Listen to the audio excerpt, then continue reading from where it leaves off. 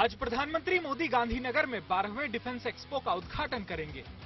22 अक्टूबर तक चलने वाले इस डिफेंस एक्सपो की शुरुआत 18 अक्टूबर को हो चुकी है। ये भारत में आयोजित हो रहा अब तक का सबसे बड़ा डिफेंस एक्सपो है।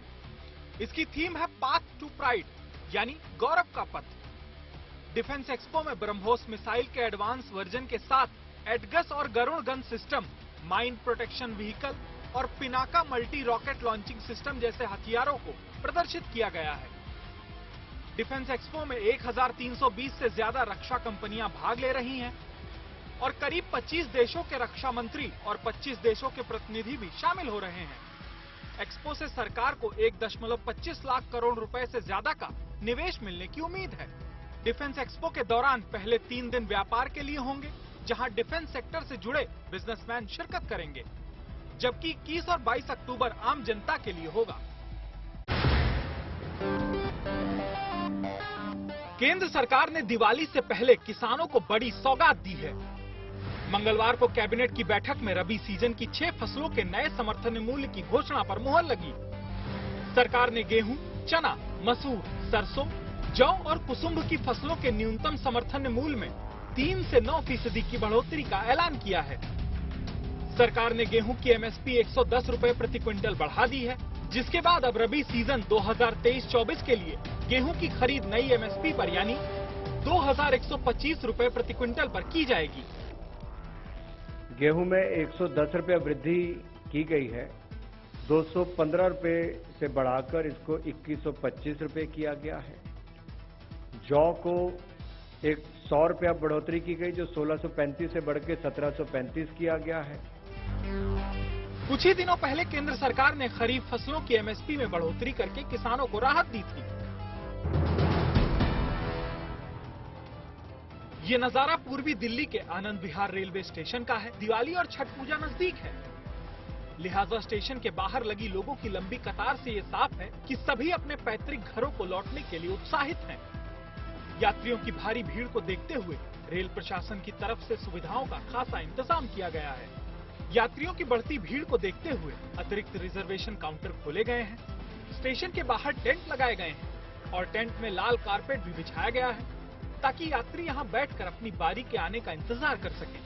यात्रियों के एंटरटेनमेंट को ध्यान में रखते हुए टेंट में एलसीडी स्क्रीन लगाई गई है। साथ ही ट्रेन के आने जाने की टाइम टेबल भी एलसीडी पर डिस्प्ले की जा रही है। पीने के पानी से लेकर इमरजेंसी को ध्यान में रखते हुए यहाँ 24 घंटे एम्बुलेंस वैन का भी इंतजाम किया गया है। अच्छा, कहाँ पे बैठे हो? आनंद विहार स्टेशन। क्या दिक्कत, क्या व्यवस्था कर रखी है इन्होंने? व्यवस्था बैठने उठने का अच्छा कर रखा है व्यवस्था। हाँ।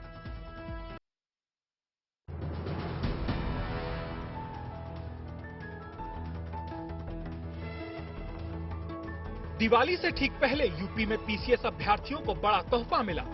इलाहाबाद हाईकोर्ट की 2 जजों की बेंच ने सिंगल जज के पिछले आदेश को रद्द कर दिया और 2021 की प्रारंभिक परीक्षा के नतीजे जारी करने को लेकर अपनी हरी झंडी दिखा दी। उसका इम्पैक्ट ये रहेगा कि जो रिजल्ट हमने बनाए थे उस रिजल्ट में कोई इंटरफेरेंस नहीं होगा, क्योंकि हम इंटरव्यू कंडक्ट कर चुके हैं। इस वजह से अब हम रिजल्ट निकालने की तरफ आगे बढ़ेंगे। पीसीएस 2021 की भर्ती की प्रारंभिक और लिखित परीक्षा के साथ ही इंटरव्यू भी खत्म हो चुका है।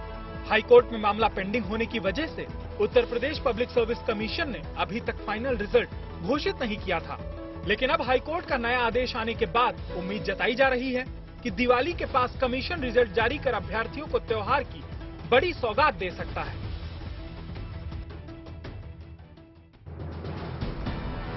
टीम इंडिया के पूर्व ऑलराउंडर रोजर बिनी भारतीय क्रिकेट कंट्रोल बोर्ड के नए अध्यक्ष चुन लिए गए। बोर्ड की एजीएम में मंगलवार को बिनी को बीसीसीआई का 6वां प्रेसिडेंट चुना गया। रोजर बिनी सौरव गांगुली की जगह लेंगे। बिनी के अध्यक्ष चुने जाने के बाद सौरव गांगुली ने उन्हें बधाई दी और उम्मीद जताई कि उनके कार्यकाल में बीसीसीआई और तरक्की करेगा। I wish Roger all the best. So they'll take this. The new group will take BCCI forward. You know, BCCI is in great hands. You know, Indian cricket is strong, so I wish them all the luck.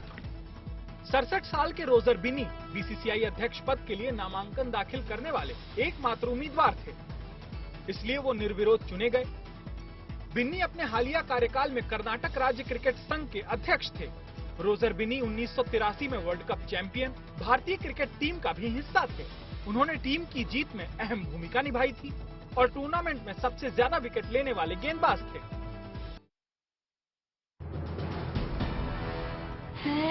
मारी दाल पे मारी। और क्या बोले, चोरी करती mummy?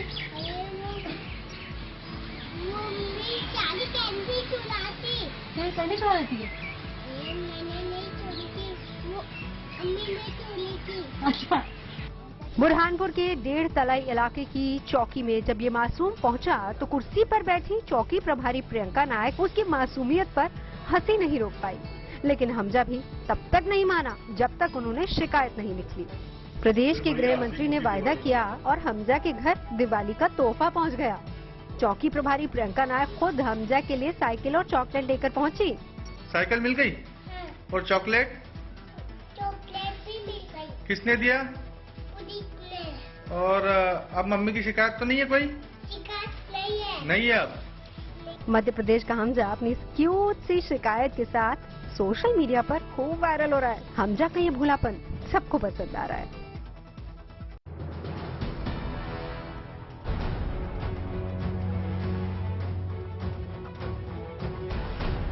Mumbai में NCB की टीम को एक बड़ी कामयाबी मिली। उसने एक ऑपरेशन के तहत 7 किलो ड्रग्स पकड़ने का दावा किया। बताया गया कि पकड़ी गई ड्रग्स की खेप की कीमत अंतर्राष्ट्रीय बाजार में करीब 50 करोड़ रुपए है। साथ ही एनसीबी ने इस मामले में 5 आरोपियों को भी गिरफ्तार कर लिया।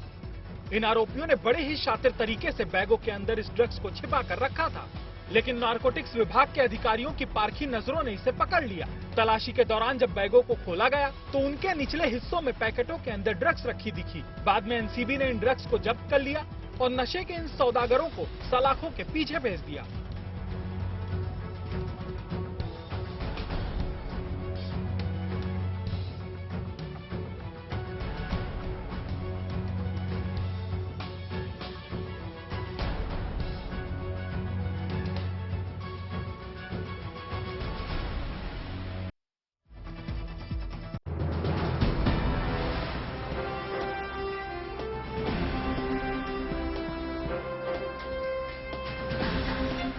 नक्सलियों के खिलाफ चलाए जा रहे अभियान में सुरक्षा बल को एक बार फिर बड़ी सफलता मिली।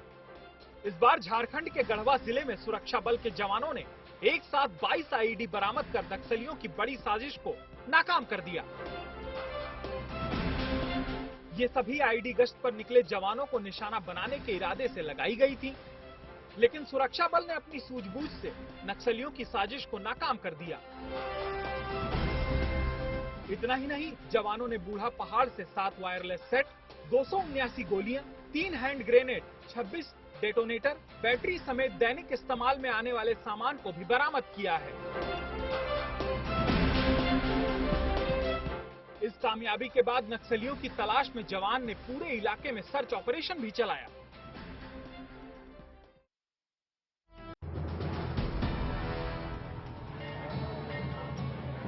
उत्तरकाशी के यमुनोत्री धाम में अचानक मौसम ने करवट बदली और देखते ही देखते धाम में बारिश और बर्फबारी दोनों एक साथ शुरू हो गई। यमुनोत्री धाम में ये सीजन की पहली बर्फबारी का नजारा है।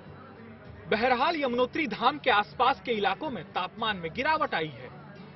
यहाँ कड़ाके की ठंड पड़ रही है, लेकिन यमुनोत्री धाम में श्रद्धालुओं की भीड़ में जरा भी कमी देखने को नहीं मिल रही। 27 अक्टूबर को यमुनोत्री धाम के कपाट बंद किए जाने हैं, लिहाजा श्रद्धालु कपाट बंद होने से पहले यमुनोत्री धाम के दर्शन करने के लिए उत्साहित नजर आ रहे हैं। देश विदेश से माता यमुना के दर्शन करने आए श्रद्धालु पूजा अर्चना के साथ साथ बर्फबारी का आनंद लेते भी नजर आए। चारों ओर का नजारा बहुत अच्छा है और अभी बर्फबारी हो रही है यहाँ पे। बहुत मजा आ रहा है। दर्शन भी अच्छे तरह से हो गए हमारे और बर्फ का नजारा देख के हमें बहुत मजा आया। फुल एंजॉय कर रहे हैं हम लोग। बोलो भोलेनाथ की जय।